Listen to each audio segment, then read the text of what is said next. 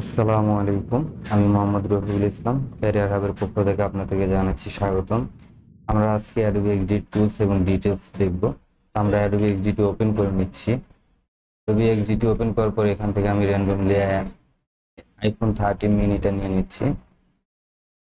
আর্টবোর্ডটি open হওয়ার পর আপনারা এখানে টপ সাইডে সেন্টারে দেখতে পাচ্ছেন এই আমাদের আর্টবোর্ডটির ডিটেলস, আমাদের প্রজেক্টের নাম, ডেট এবং সময়। আপনারা এখানে যে আইকনটি দেখতে পাচ্ছেন এই আইকনটি হচ্ছে ক্রিয়েটিভ ক্লাউডের আইকন। আমাদের এই প্রজেক্টটি অলরেডি ক্রিয়েটিভ ক্লাউডে সেভ হয়ে গেছে। আমরা যদি এটা কেটে দেই কোনো প্রবলেম হবে না, আমাদের ক্রিয়েটিভ ক্লাউডে সেভ থাকবে। আমরা যদি এখানে আমাদের ক্রিয়েটিভ ক্লাউডের নাম সেভ করতে চাই আমাদের প্রজেক্টটির, আমরা যদি ডাবল ক্লিক করে এখানে আপনারা দেখতে পাচ্ছেন নামটা আমরা সেভ করতে পারবো। সেভ এস আমরা XD details, XD tools and details নামে আমাদের ফাইলটি সেভ করতেছি। এন্টার করে দিলাম, ফাইলটি সেভ হয়ে গেছে এই নামে। আমরা যদি লেফট সাইডে হোম আইকনটি দেখি, হোম আইকনটিতে ক্লিক করার পর অ্যাডোবি এক্সডির ইন্টারফেসটি চালু হয়ে যাবে। এখান থেকে চাইলে আমরা নতুন আরেকটি আউটপুট নিয়ে অন্য একটি ফাইলে কাজ করতে পারবো। আমরা কেটে দিচ্ছি। তারপর আমরা তিনটি মুড দেখতে পাচ্ছি। একটি হচ্ছে design mode, prototype mode, share mode. Design মুডে আমরা আমাদের এই আর্টবোর্ডটিতে বিভিন্ন শেপ বা টুলস নিয়ে ডিজাইন করতে পারবো। প্রোটোটাইপ মুডে আমরা একাধিক আর্টবোর্ড নিয়ে বা কোনো বাটন থেকে অন্য আরেকটি বাটন বা কোনো সেকশন থেকে অন্য আরেকটি সেকশন লিঙ্ক করতে পারবো। সাপোজ আমরা যদি এই প্রথম আর্টবোর্ডটি থেকে দ্বিতীয় আর্টবোর্ডটি লিঙ্ক করতে চাই, এভাবে আমরা করতে পারবো, লিঙ্ক করতে পারবো। আপনারা দেখতে পাচ্ছেন ফাইলগুলো লিঙ্ক হচ্ছে। তো এখানে কোনো কিছু দেয়া নেই, সো আপনারা এটা বুঝতে পারবেন না। আমরা যদি প্লে করি তাও বুঝতে পারবেন না। তো আমরা এগুলো নিয়ে বিস্তারিত পরবর্তী কোনো ভিডিওতে আলোচনা করব। তো আমরা বাকি আর্টবোর্ডগুলো কেটে দিচ্ছি। বাকি আর্টবোর্ডগুলো কেটে দেওয়ার পর আপনারা এখানে তৃতীয় অপশনটি বা মুডটি দেখতে পাচ্ছেন শেয়ার। এই শেয়ার মুডটিতে ক্লিক করার মাধ্যমে আপনারা যদি ফ্রি ইউজার হয়ে থাকেন, এখানে দেখতে পাচ্ছেন ফ্রি ইউজাররা অনলি মাত্র একবারই তাদের লিঙ্কগুলো শেয়ার করতে পারবে এখানে। আর যারা বাই করে অ্যাডোবি এক্সডি ইউজ করবে তারা একাধিকবার তাদের লিঙ্কগুলো শেয়ার করতে পারবে আনলিমিটেড টাইম। আমাদের এখানে দেখতে পাচ্ছেন আমরা বাই করে ইউজ করতেছি না। তো তারপর এখানে যদি আপনারা দেখেন শেয়ার ডকুমেন্টে আপনি আপনার ফাইলটি শেয়ার করতে পারবেন যে কারোর সাথে। আপনি চাইলে ক্লায়েন্টের সাথে শেয়ার করতে পারেন, না কোনো সিনিয়র ডিজাইনারের সাথে শেয়ার করতে পারেন। কিন্তু আমরা বেসিক্যালি ক্লায়েন্টের সাথে জিনিসগুলো শেয়ার করা হয় না, ক্লায়েন্টকে শুধুমাত্র প্রোটোটাইপিংটাই দেখানো হয়। আর এখানে দেখতে পাচ্ছেন ডিভাইস প্রিভিউ। আমরা যদি ডিভাইস প্রিভিউতে ক্লিক করি, এখানে আপনারা যদি প্রিভিউজ অন ডিভাইস এখানে ডিটেলসটা দেখেন, আপনারা যদি আইওএস এর জন্য হন আপনারা ইউএসবি ব্যবহার করতে হবে। আর যদি আপনার অ্যান্ড্রয়েড ফোন হয় সেক্ষেত্রে এক্সডি মোবাইল অ্যাপ ডাউনলোড করে সেই প্রিভিউটা আপনারা চেক করতে পারবেন। আর এই অপশনটি হচ্ছে আমরা যদি কোনো কাজ প্রোটোটাইপ করে দেখার জন্য, প্লে করে দেখার জন্য যে বাটনগুলো লিঙ্ক করা ঠিক আছে কিনা সেগুলো দেখার জন্য এখান থেকে আমরা প্লে বাটনে ক্লিক করলে এখানে প্রিভিউটা চলে আসবে। আপনারা এখানে প্রিভিউটা দেখতে পাচ্ছেন। যেহেতু আমার এখানে কোনো প্রকার ডিজাইন করা নেই, সো একটি মাত্র পেজে শো করতেছে বাট হোয়াইট।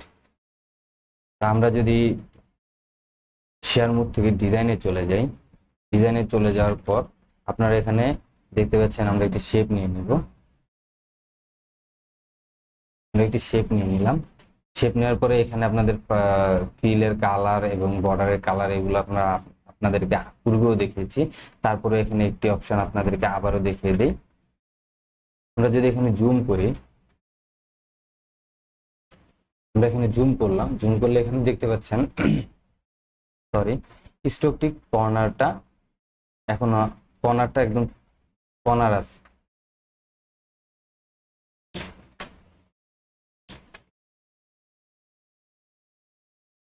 আমরা যদি এখানে একটি শেপ নিই, রেক্টেঙ্গেল শেপটি নিলাম, কন্ট্রোল প্রেস করে অল্টার প্রেস করে শেপটি নিলাম, এটি স্কোয়ার আকারে হয়ে গেল। আপনারা যদি কোনো কিছু সুন্দরভাবে স্কোয়ারলি নিতে চান, শিফট প্রেস করে ড্র্যাগ করবেন, সেটা খুব সুন্দরভাবে বড় হবে এবং তার মাপটা ঠিক থাকবে।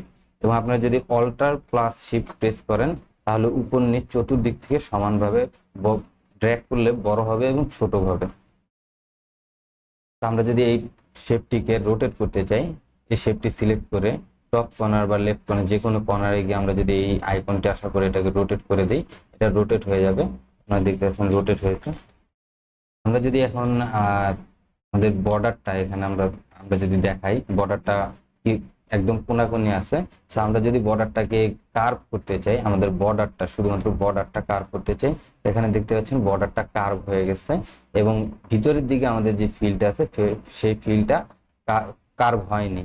তো তারপর যদি আমরা বর্ডারটাকে কোনাটা কেটে দিতে চাই, কোনাটা এই যে এখানে দেখতে পাচ্ছেন আমাদের কোনাটা কেটে দুটি কোনা তৈরি হয়েছে। সো এই কোনাটি তৈরি করতে চাইলে এখানে ইউজ করতে হবে। বেসিক্যালি বর্ডারে আমাদের এগুলো ইউজ করা লাগে না, আমরা এখানে এই আইকনটি ধরে ক্লিক করলে কার্ভ হয়ে যায়।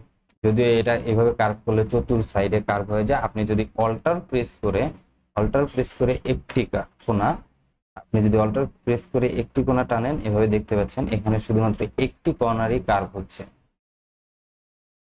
আমি যদি এখানে আবার এই কর্নারটি কার্ভ করতে চাই, দেখতে পাচ্ছেন কার্ভ হয়েছে, বাট এখন দুটি কোণাই কিন্তু সমপরিমাণ ভাবে কার্ভ হয়নি।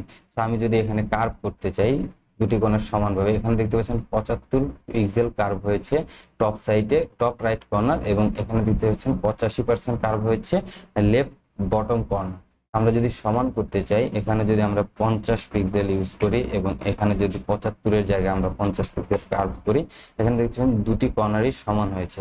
এবং আমরা যদি টপ লেফট কর্নার কার্ভটা কমাতে চাই, সাপোজ 10 পিক্সেল, এবং রাইট লেফট কর্নারটা, রাইট ডাউন কর্নারটা যদি কমাতে চাই, এখানে আপনারা দেখতে পাচ্ছেন আমরা কমিয়ে দিলাম, সমপরিমাণ ভাবে কমে গেছে। আমরা যদি লাইন নিয়ে কথা বলি, আমরা প্রিভিয়াস একটি ভিডিওতে এভাবে কথা বলেছিলাম লাইন নিয়ে, তারপর আবার বলছি। লাইনের এই যে এন্ডিং পয়েন্টটা দেখতে পাচ্ছেন এখানে আপনারা, এটা কিন্তু কোনো প্রকার ভাবে ক্যাপ করা নেই, রাউন্ড ক্যাপ বা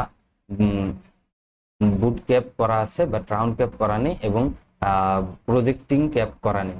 তো আপনারা যদি রাউন্ড ক্যাপ করতে চান যে কোনো লাইন, সেক্ষেত্রে আপনারা এখানে এই অপশনটিতে ক্লিক করে দিলে আপনার রাউন্ড ক্যাপ হয়ে যাবে। এবং আমরা যদি প্রজেক্টিভ ক্যাপ করতে চাই, দ্যাটস মিন হচ্ছে যে আপনার এখানে যে এই যে লাইনটার এন্ডিং পয়েন্ট, আমরা যদি এটাতে রাখি, দেখেন এই যে এন্ডিং পয়েন্ট, এখান থেকে কালারটা একটু বৃদ্ধি পেয়ে যাবে।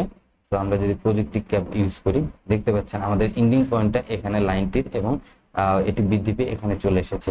আবার যদি আমরা পূর্বের জায়গায় নিয়ে যেতে চাই, বুট ক্যাপে ক্লিক করলে চলে যাবে। তো লাইনে আমরা যদি ড্রপ শ্যাডো ইউজ করতে চাই, বেসিক্যালি এখানে লাইনে বেসিক্যালি ড্রপ শ্যাডো ইউজ হয় না, বা এটা রেকমেন্ডেডও না, তারপর আমরা দেখানোর জন্য সুবিধার্থে এখানে করতেছি। আমরা যদি 100% করে দিচ্ছি অপাসিটিটা, এবং কালারটাও দেখতে পাচ্ছেন, কালারটা রেড করলে প্লাকি থাকে, প্লাকে বেটার বোঝা যাবে। এখানে দেখতে পাচ্ছেন আমরা যদি টিকটি উঠিয়ে দিই, কোনো প্রকার শ্যাডো নেই, এবং আমরা যদি টিকটি দিয়ে দিই, সেখানে একটি শ্যাডো চলে আসতেছে। এটা ভালো হবে যদি আমরা কোনো শেপের ক্ষেত্রে করি, সেক্ষেত্রে ভালোভাবে বোঝা যায়। সাপোজ এখানে আপনারা দেখতে পাচ্ছেন, আমরা অপাসিটিটা বাড়িয়ে দিই, আগে অপাসিটিটা বাড়িয়ে দিলাম, এবং সরি এটা ইনার শ্যাডো, আচ্ছা অপাসিটিটা বাড়িয়ে দিলাম, এখানে ব্লাডটা মানটা বাড়িয়ে দিচ্ছি। এখানে দেখতে পাচ্ছেন শেপটা অনেকটা, ইনার শ্যাডোটা কিরকম হয়ে গেছে। তো অপাসিটিটা বাড়ানো হয় না, এটা রেকমেন্ডেডও না যে আপনি ইনার শ্যাডো বা ড্রপ শ্যাডোর ক্ষেত্রে অপাসিটিটা বৃদ্ধি করেন। আমরা অপাসিটিটা কমিয়ে রাখবো, সাপোজ 10 রাখতে পারি, বা আরো কম চাইলে আরো কম রাখতে পারি, যেটা দেখতে ভালো লাগে। তো ইনার শ্যাডোটাই করে নিলাম। যদি আমরা ড্রপ শ্যাডোটা করি, ড্রপ শ্যাডোটা ইনার শ্যাডোর মতন সেম। আমরা যদি ব্যাকগ্রাউন্ড ব্লার করতে চাই, সেক্ষেত্রেও সেম হবে। তো আমরা একটি ফটো নিয়ে এসে যদি করি, সেক্ষেত্রে ভালো হয়। আমরা একটি ফাইল ওপেন করে নিব,